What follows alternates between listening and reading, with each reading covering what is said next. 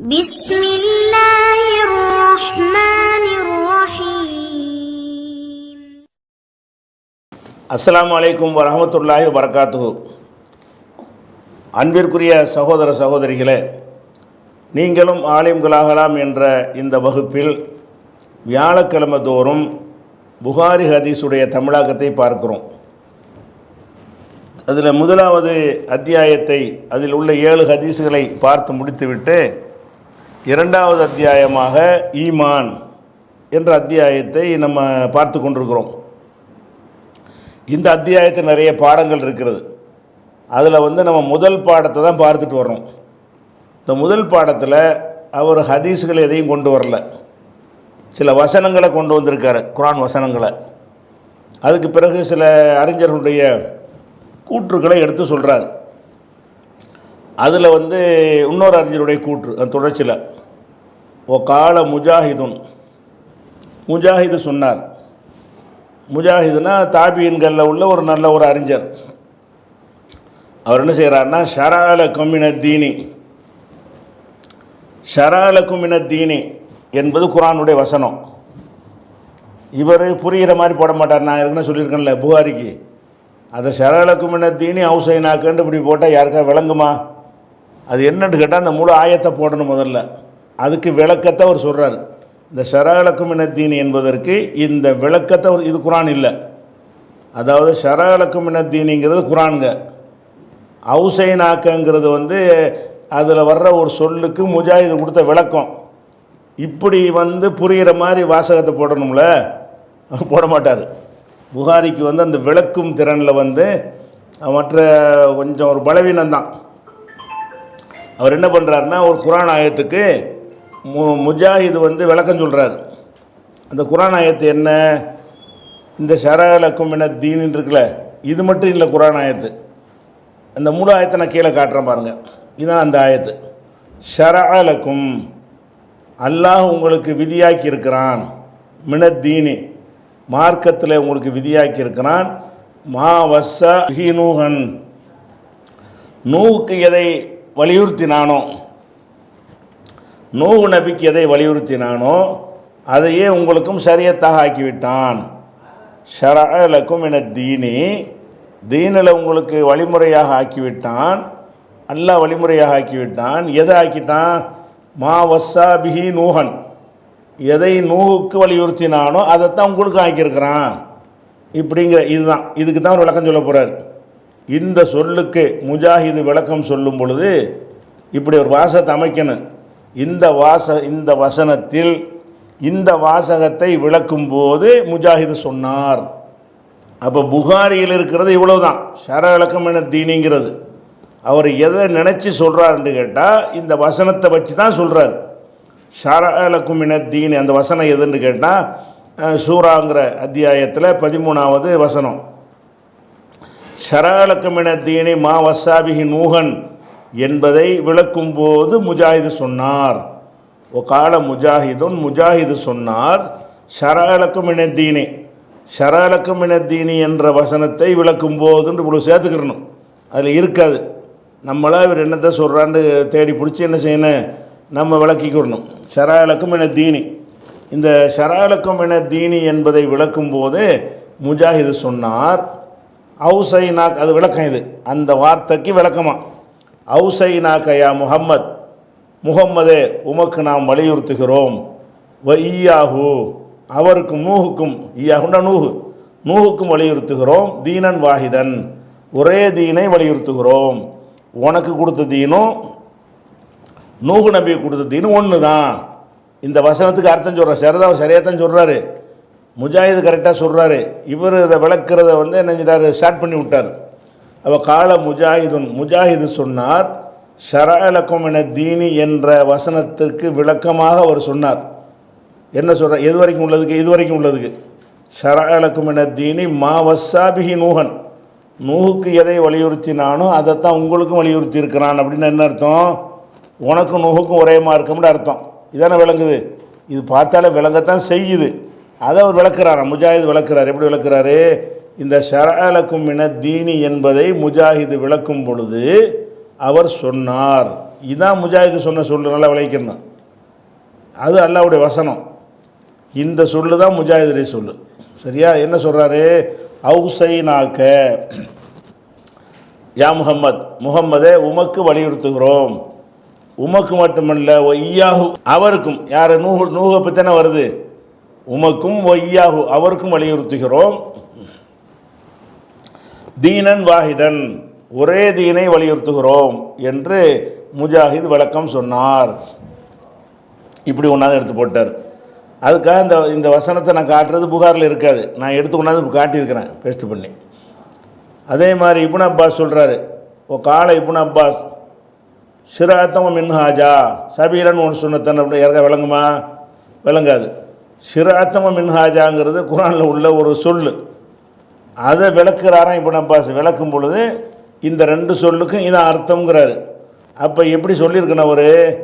இப்னு Abbas இந்த வசனத்தில், எந்த வசனம், அதாவது 5வது அத்தியாயத்தில் 48வது வசனத்தில் எப்படி வருதுன்னா, லி குல்லின் ஜால்னா மின்கும் ஷிராத்தம் மின்ஹாஜா, உங்களில் லி குல்லின் ஒவ்வொருத்தருக்கும் ஜால்னா நம்ம ஆக்கியிருக்கிறோம், ஷிராத்தன் ஒ மின்ஹாஜா ஷிராத்தையும் மின்ஹாஜையும் ஆக்கியிருக்கிறோம்னு நல்லா சொல்கிறான். குரான் 5வது அத்தியாயத்தில் 48 வசனத்தில் இருக்கிறது. லிக்குல்லின் ஒவ்வொருத்தருக்கும், ஜால்னா மின்கும் உங்களிலிருந்து ஒவ்வொருத்தருக்கும் நம்ம ஆக்கியிருக்கிறோம், ஷிராத்தன் ஷிராத் என்பதையும், ஓ மின்ஹாஜன் மின்ஹாஜையும் ஆக்கியிருக்கிறோம்னு ஒரு வசனம் வருது. இதை இப்னு அப்பாஸ் விளக்குறார். இந்த ரெண்டு சொல்லுக்கு தான் விளக்க போகிறார் அவர். இந்த சொல்லை மட்டும் ஒரு முட்டையை போட்டு விட்டார், எதுக்கு சொல்கிறான்னு விளக்காமல். அப்போ இது எப்படி இந்த புகாரில் உள்ள வாசகத்துக்கு அர்த்தம் செய்யணும்னு கேட்டால், ஓ கால இப்னு அப்பாஸ் சொன்னார், ஷிராத்தம் மின்ஹாஜா 5:48 வசனத்தில் இடம்பெற்றிருக்கக்கூடிய ஷிராத் மின்ஹாஜா என்ற சொல்லை விளக்கும் போது இப்னு அப்பாஸ் மூளையும் மறைச்சி விட்டார். இவ்வளோ வார்த்தை இவர் போட்டால் தான் இவர் என்ன சொல்கிறார்ன்ற விளங்கும். அதை அவர் சொல்லலை, நம்ம சேர்த்துக்கிறோம். சரியா?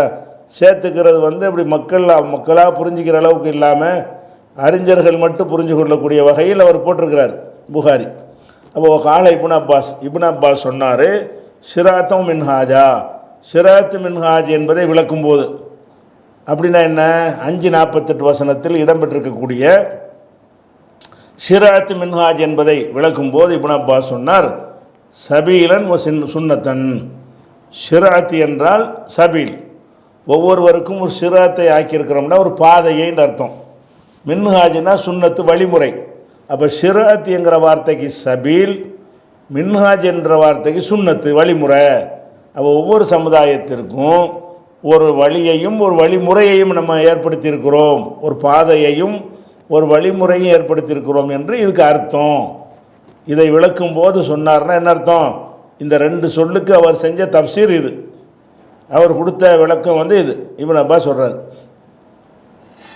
இது அந்த ஆயத்தை நம்ம எடுத்து காட்டுறோம். புகாரில் இருக்காது, நம்ம அந்த எதை சொல்கிறாருங்கிறதுனால நம்ம எடுத்து காட்டிட்டோம். இதோடு இந்த பாடம் ஃபினிஷ் ஆகிடுச்சு, அவ்வளோதான். இந்த பாடத்துக்குள்ளே ஒரு ஹதீஸ் கூட வரல பாருங்கள். ஒரு ஹதீஸ் பாடம்னு போடுறாரு, அதில் சில வசனங்களை போடுறாரு. வசனங்களை போட்டு இவர் சொன்னார், அவர் சொன்னார், இப்னு மசூத் சொன்னார், உமர் இப்னு அப்துல் அசீஸ் சொன்னார், இப்னு அப்பாஸ் சொன்னார், அதே மாதிரி முஜாஹிது சொன்னார்னு சொல்லி இப்படியான சில அறிஞர்களுடைய கூற்றுக்களை போட்டு இந்த பாடத்தை முடித்து விட்டார். 2வது பாடத்தில் 2வது அத்தியாயமாக புகாரி கொண்டு வர்றார். 2வது பாடம், கித்தாப்புன்னு அத்தியாயம், அதில் நிறைய பாடங்கள் இருக்கும். ஒரு பாடத்தை முடிச்சிட்டாரு, எந்த ஹதீஸும் அதில் இல்லை. 2வது பாடத்தை என்ன சொல்கிறாருன்னு கேட்டால், அந்த பாட தலைப்பே நமக்கு கொஞ்சம் புரியாத மாதிரி தான் இருக்கும். பாபு என்றும் சொல்லலாம், பாபுன் என்றும் சொல்லலாம். பாபு என்பதை மொத்த வாக்கியத்திலேயே மொத்த சொல்லை இலாபத்து செஞ்சுட்டு பாபு துவாவுக்கும் ஈமானுக்கும் அப்படின்னு சொல்லலாம். பாபுன் ஹாதா பாபுன், இது ஒரு பாடம், அதுக்கு பதிலாக துவாவுக்கும் ஈமானுக்கும் சொல்லலாம். 2 விதமாக படிக்கலாம்.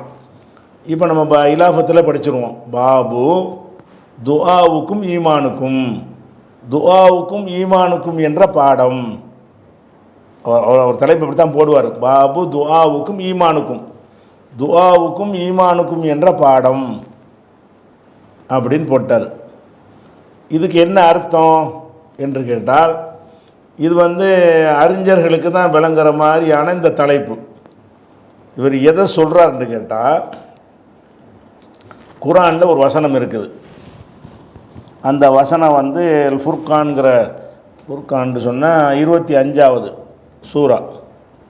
இந்த வசனத்தை பார்த்துக்கிட்டு என்ன செய்யணும், இவர் தலைப்புக்கு வரணும். இந்த வசனத்தில் உள்ள லவ்லா அந்த துவாஹுக்கும் இருக்குல்ல, இதை அடிப்படையில் தான் பாடம் போட்டிருக்கிறாரு. அப்போ இந்த பாடத்துக்கு அர்த்தம் என்னன்னு வழங்குறதா இருந்தால், இவர் எதை சொல்கிறார் என்பதை நம்ம சுயமாக சிந்தித்து விளங்கி விட்டு பிறகு என்ன செய்யணும், அவருடைய பாடத்துக்கு வரணும். இந்த வசனத்தை அர்த்தத்தை பார்த்துருங்க, பார்த்துட்டு அங்கே தலைப்புக்கு போயிடுவோம். இதில் என்ன வருதுன்னு கேட்டால், குல் நபியை நீங்கள் சொல்லுங்கள், மா யஅபஉ பிக்கும் ரப்பி, என் இறைவன் உங்களை விட்டுவிட மாட்டான். அதாவது லவ்லா துவாவுக்கும், என்னுடைய இறைவன் உங்களை தண்டிக்க மாட்டான். லவ்லா துவாவுக்கும், உங்களுடைய துவா மட்டும் இல்லாமல் இருந்தால் உங்களை தண்டிக்க மாட்டான். உங்களுடைய துவா இருக்கிறதுனால உங்களை தண்டிக்கலை. அதாவது காஃபியர்களை நோக்கி சொல்கிறான், நீங்கள் செய்கிற அட்டகாசத்தை உங்களை அழிக்கணும், இந்த உலகத்தில் உங்களை தண்டிக்கணும். ஆனால் இறைவன் தண்டிக்கலை. ஏன் தண்டிக்கலைன்னு கேட்டால், நீங்கள் இறைவன்ட்டு துவா செய்கிறீங்க. ஏன்னா முஷ்ரிக்குகள் துவா செஞ்சாங்கன்ட்டு நிறைய வசனங்களில் வருது. அவங்க இணை கற்பிக்கிற ஆளாக இருந்தாலும் அவங்க கடலில் பிரயாணம் பண்ணி போகும் பொழுது என்ன செய்வாங்க, தாவுல்லாஹ் முஹ்லிஸீன லஹுத்தீன், அல்லாஹ்வை களப்பற்ற நிலையில் அல்லாவே நீ தான் காப்பாற்றணும் வாங்க. அதாவது புயல் காற்று அடித்து சூறை காற்று அடித்து கப்பல் கவுந்துரும் போல் இருக்கும் பொழுது அல்லாட்ட தாவுல்லாக அல்லாட்ட துவா செய்வார்கள். முஹ்லிஸீன லஹுத்தீன, அந்த துவாவை களப்பற்ற முறையில் பியூராக செய்வார்களாம். அல்லாஹ் காப்பாற்றி கரை சேர்த்த உடனே பொய்தாகவும் விசுரிக்கும், இணை கற்பிக்கிறார்கள். இந்த மாதிரியான கருத்தில் உள்ள செய்திகள் குர்ஆனில் நிறைய இருக்கிறது. இந்த முஷ்ரிக்காக இருப்பவர்களே கஷ்ட நேரங்களில் என்ன செய்வாங்க, அல்லாட்ட துவா செய்வாங்க. கஷ்டமான நேரங்கள் வந்துருச்சுன்னா துவா செஞ்சுருவாங்க. அதனால அல்லாஹ் என்ன செய்கிறான்னு கேட்டால், அவங்களை அழிக்காமல் விட்டு வச்சுருக்கிறான். உங்களுடைய செயலுக்கு அழிக்கணும், உங்களுடைய துவா மட்டும் இல்லாமல் இருந்தால் அழிச்சிருப்பான் அப்படின்றதுக்கு அர்த்தம். குல் நபி நீங்கள் சொல்லுங்கள், மா யஅபஉ பிக்கும் ரப்பி, என் இறைவன் உங்களை தண்டிக்க மாட்டான். லவ்லா துவாவுக்கும், உங்களுடைய துவா மட்டும் இல்லாமல் இருந்தால் தண்டிச்சிருக்க மாட்டான். அப்படியே உங்களோட துவாக்கள் இருக்கிறதுனால என்ன செஞ்சிட்டான், அல்லாஹ் உங்களை தண்டிக்காமல் விட்டு வச்சிருக்கிறான். ஃபக்கது கதபுத்தும், நீங்கள் நிராகரிக்கத்தான் செய்கிறீர்கள். ஃபஸௌஃப யகூனு லிஸாமா, பிறகு இது தண்டனையாக, மறுமையில் ஒரு தண்டனையாக ஆகும். இப்போ அல்லாஹ் உங்களை விட்டு வச்சிருக்கிறான். ஏன்னு கேட்டால், நீங்கள் பிரார்த்தனை செஞ்சுக்கிட்டு இருக்கிறதுனால.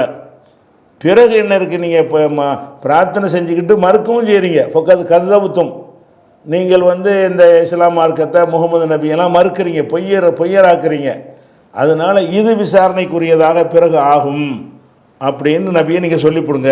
காஃபிர்கள்ட்ட அல்லாஹ் சொல்கிறான், இப்போ உங்களை எல்லாம் தண்டிக்காமல் விட்டுருக்குறான். ஏன்னு கேட்டால், நீங்கள் துவா செஞ்சுக்கிட்டு இருக்கிறீங்க.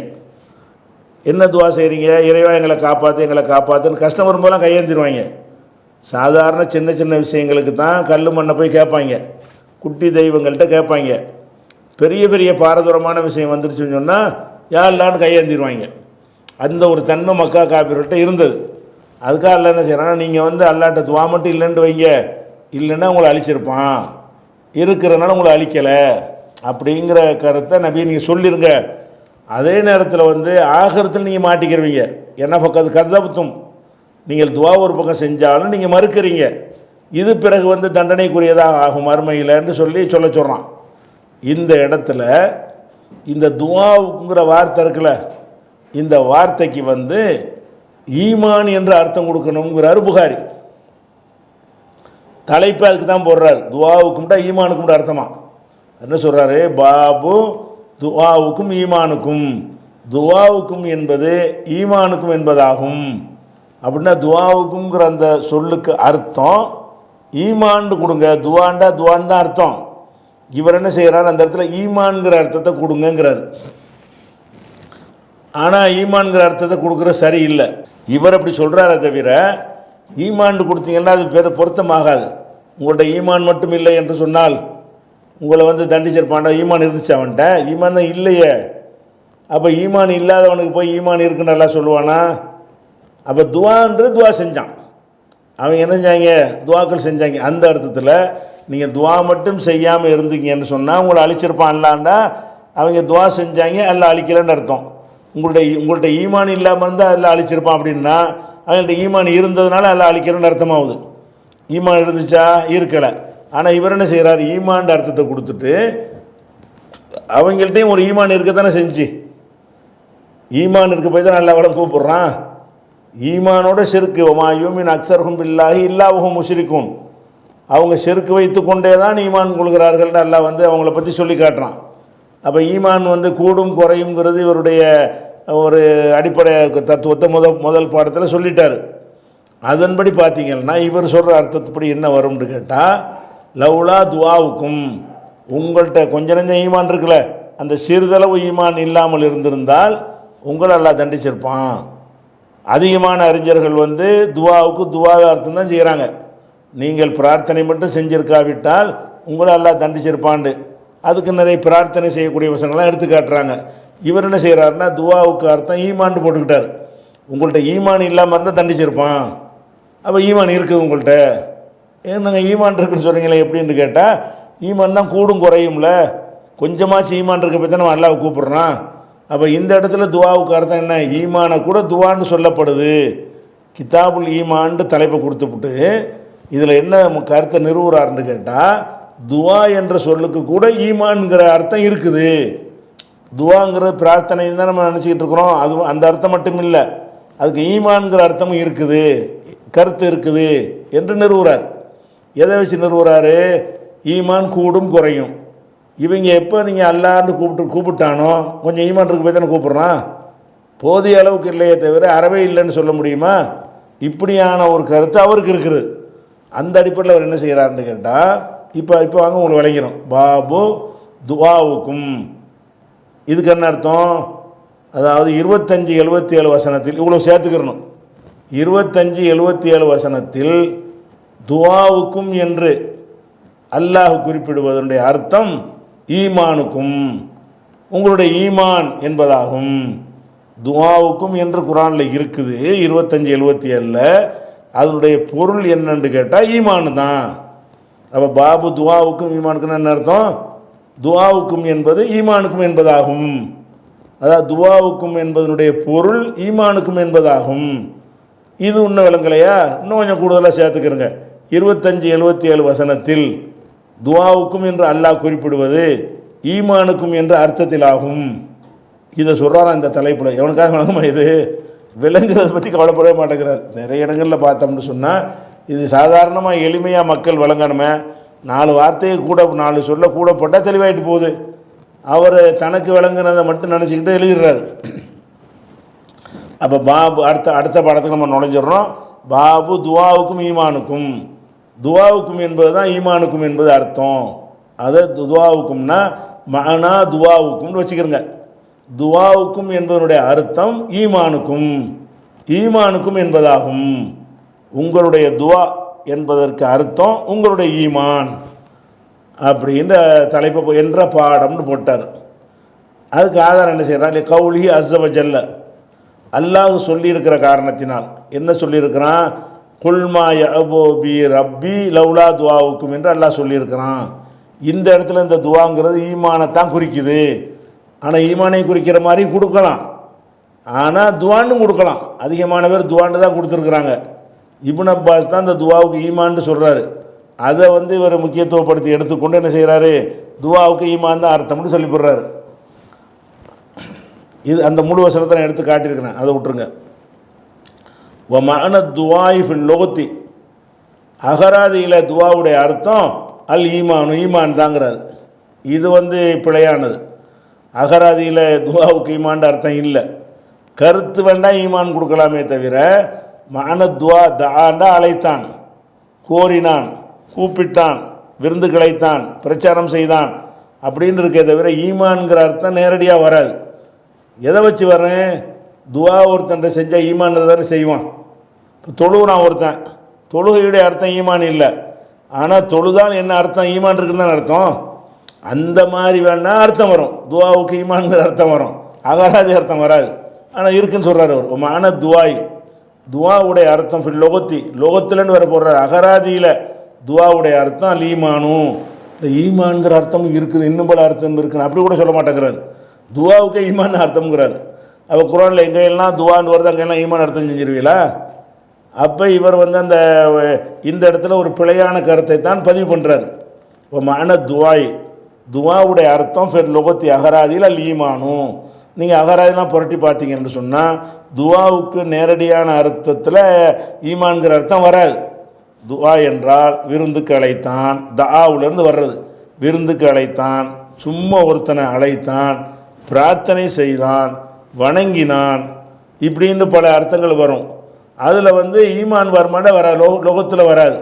ஆனால் எதில் வரேன், அந்த பிரார்த்தனை செய்யும் பொழுது உள்ள ஈமான் இருக்கும்ல, அதனால் அந்த கருத்து இருக்குது அப்படின்னு சுற்றிக்கிட்டு வருமே தவிர லோகத்தில் லோகத்தின அகராதியில் துவாவுக்கு ஈமான்ற அர்த்தம்னு அவர் சொல்கிறாரு.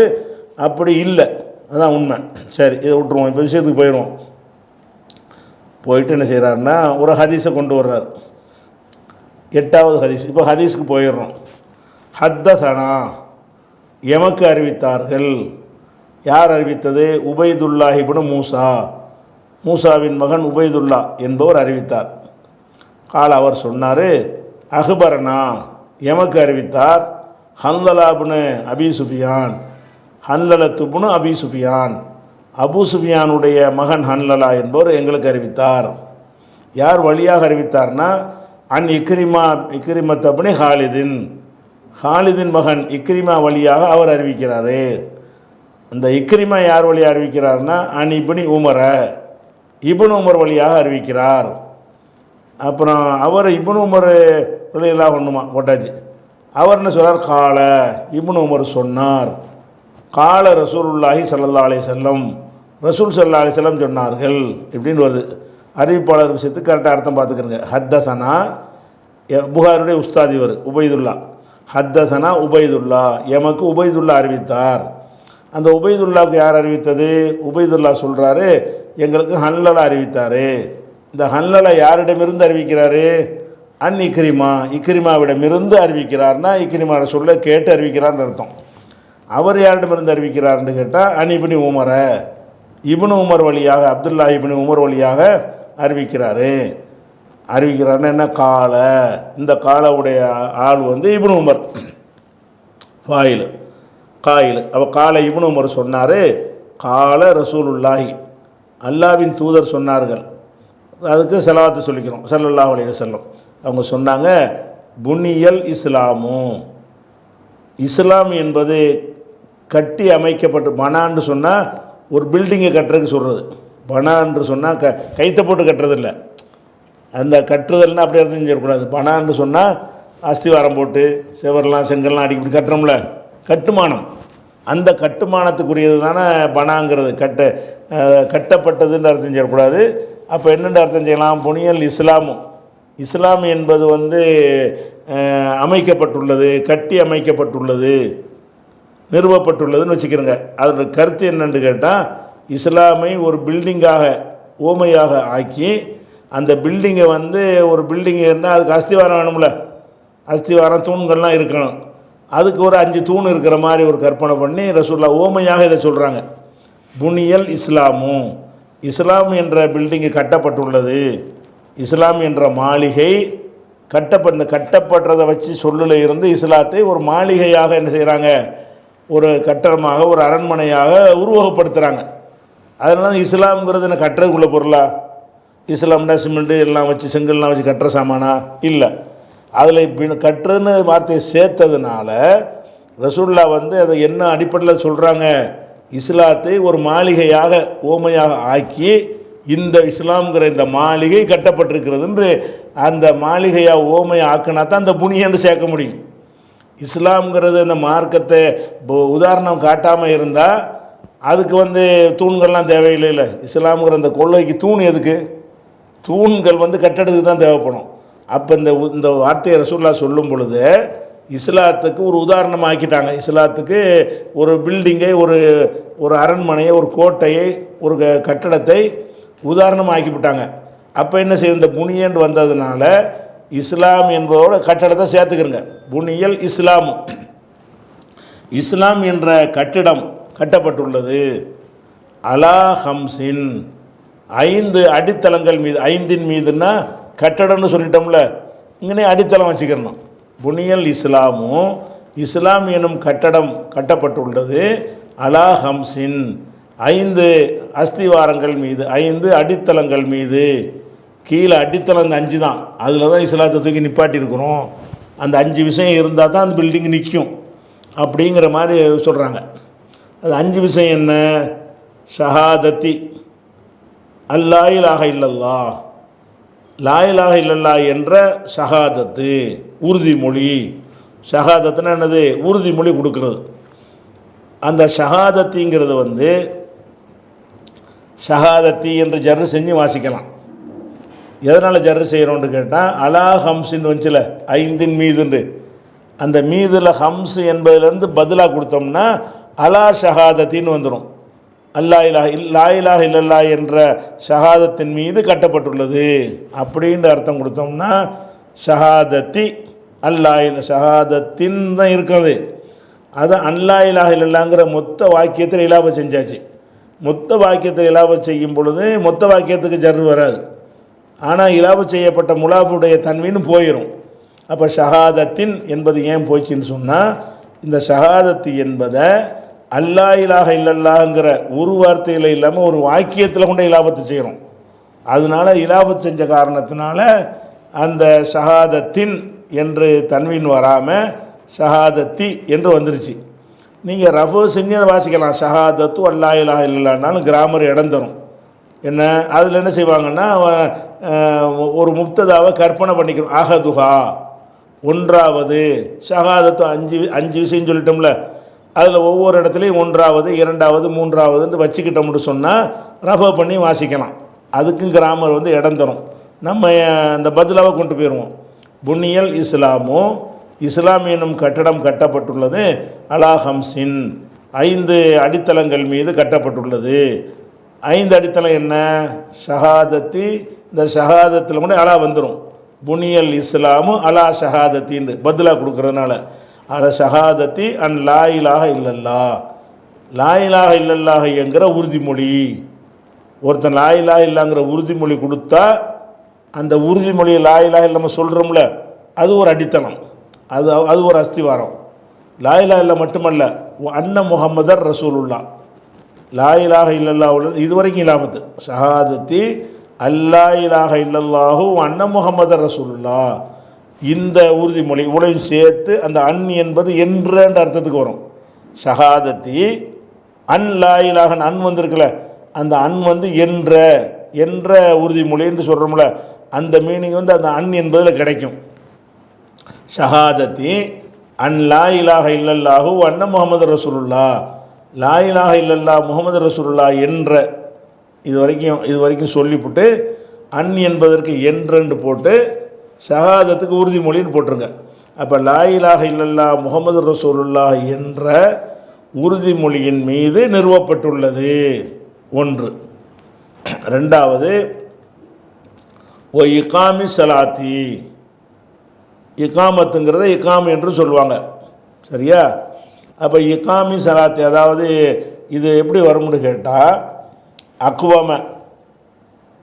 அக்குவமங்கிறது அதாவது காமண்டா நின்றான், அது அஃபலன்று ஆக்கினீங்கன்னா அக்குவம நிப்பாட்டினான், நிலைநாட்டினான்னு வரும்.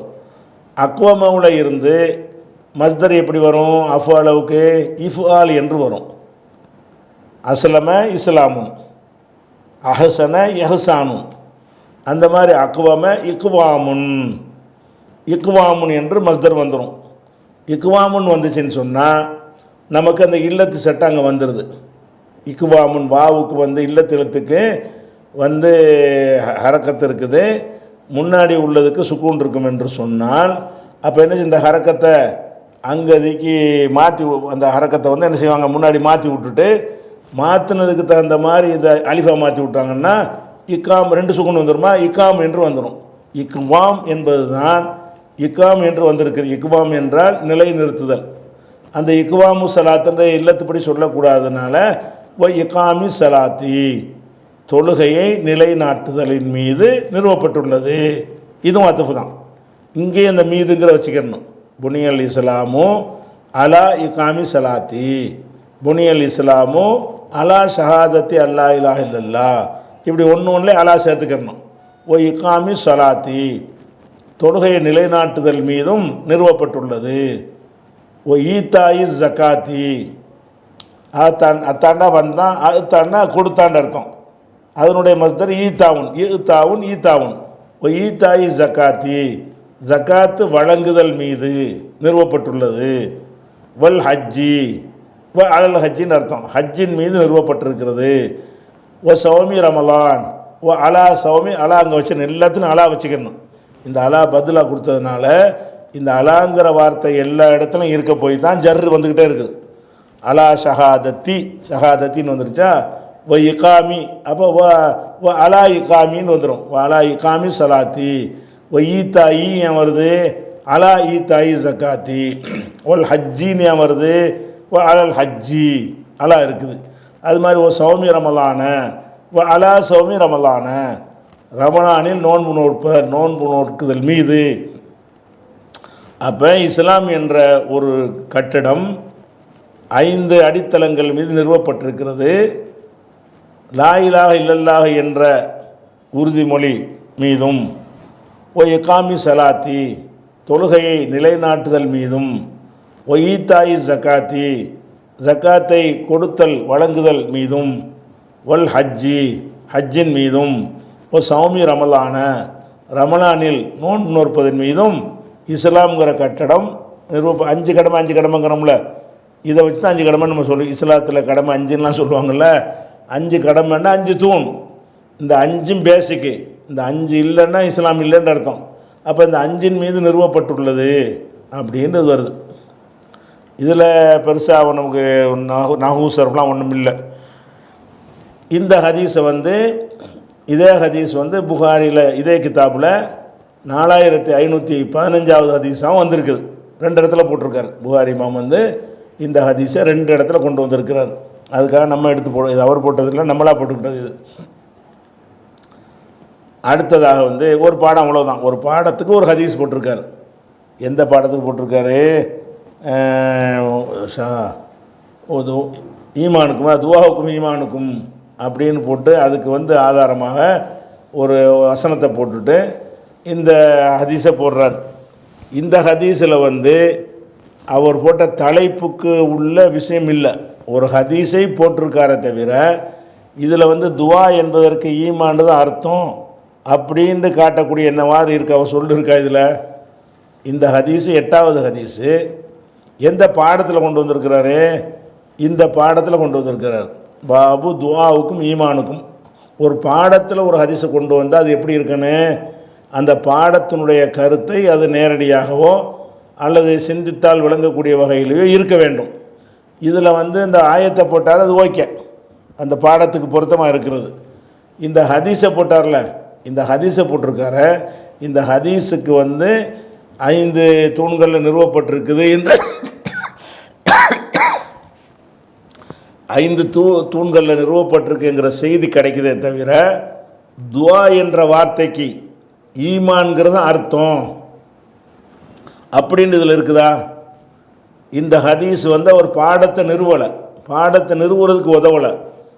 இது வேற ஒரு செய்தியை சொல்லுகிறது. 5 கடமை இருக்குங்கிறது சொல்லுதே தவிர தலைப்பு என்ன, துவாண்டா ஈமான் அர்த்தம்னு தலைப்பு அதுவாக இருக்குமே. ஆனால் எந்த ஒரு தலைப்பில் நம்ம ஒரு செய்தியை கொண்டு வந்தாலும் அந்த செய்தி தலைப்புக்குள்ளே அடங்கி இருக்கணும். அந்த தலைப்பை விளக்குவதாக என்ன செய்யணும், புரிய வைப்பதாக இருக்க வேண்டும்.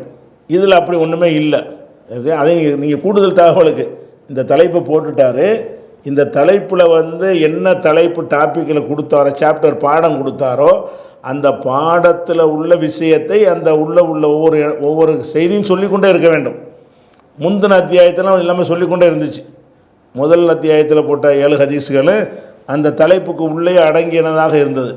இதில் அப்படி அடங்கலைங்கிறதையும் என்ன செய்யணும், கூடுதலாக வைத்துக்கொள்ள வேண்டும். இது முடிஞ்சிருச்சா? அடுத்த அத்தியாயத்தின் சால நம்ம அடுத்தடுத்து பார்க்கலாம். அஸ்ஸலாமு அலைக்கும் வரஹ்மத்துல்லாஹி வபரகாத்துஹு. அன்பிற்குரிய சகோதர சகோதரிகளே, நீங்களும் ஆலிம்களாகலாம் என்ற இந்த பாடத்தை நம்ம ஒவ்வொரு ரமலான் மாதத்திற்கு முன்னாடி நம்ம இடைநிறுத்தம் செய்வோம். பிறகு ரமலானுக்கு பிறகு அந்த பாடம் துவங்கும். அந்த அடிப்படையில் இன்றைய பாடத்தோடு உங்களுக்கு ரமலானுக்கான விடுமுறை விடப்படுகிறது. இந்த ரமலான் வரை உள்ள இந்த 15 நாட்களையும் ரமலான் மாதத்தையும் நீங்கள் பழைய பாடங்களை பார்ப்பதற்கு, அதை கிரகித்துக் கொள்வதற்கு பயன்படுத்தி உங்களுடைய அந்த அறிவை பெருக்கி கொண்ட பிறகு இன்ஷா அல்லாஹ் ரமலானுக்கு பிறகு ஒரு வாரத்திற்குள் என்ன செய்ய உங்களுக்கு தேதி அறிவித்து மீண்டும் பாடம் ஒளிபரப்பாகும் என்பதை தெரிவித்துக் கொள்கிறோம். அஸ்ஸலாமு அலைக்கும்.